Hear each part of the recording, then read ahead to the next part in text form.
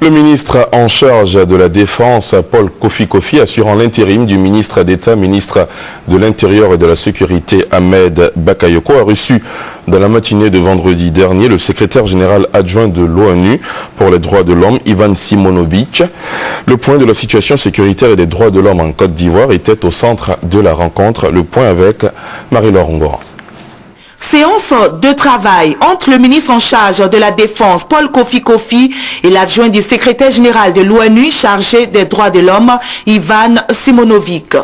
Au cœur des échanges, plusieurs sujets, notamment les agressions dont la Côte d'Ivoire a fait l'objet il y a quelques mois, la réforme du secteur de la sécurité, les mesures prises contre l'impunité, la prolifération des armes et le cas des dozos.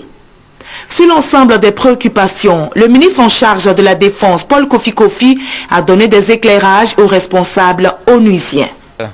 Il est important de s'assurer que les droits de l'homme de chacun, peu importe leur appartenance ethnique, leur croyance religieuse ou leur allégeance politique, soient respectés. Très content de voir les améliorations qui ont été faites depuis. Les progrès qui ont été faits au niveau économique ont été plus rapides que ce que beaucoup attendaient. Au niveau de la sécurité, en fait, il y a beaucoup d'améliorations qui ont été faites malgré en fait les récentes menaces.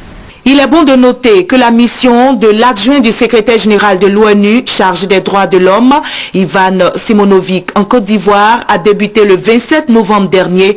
Le fonctionnaire onusien s'est rendu à Man, Diokwe et Giglo. Il a en outre rencontré le garde des Sceaux, ministre de la Justice, des droits de l'homme et des libertés publiques, ainsi que des partis et groupements politiques.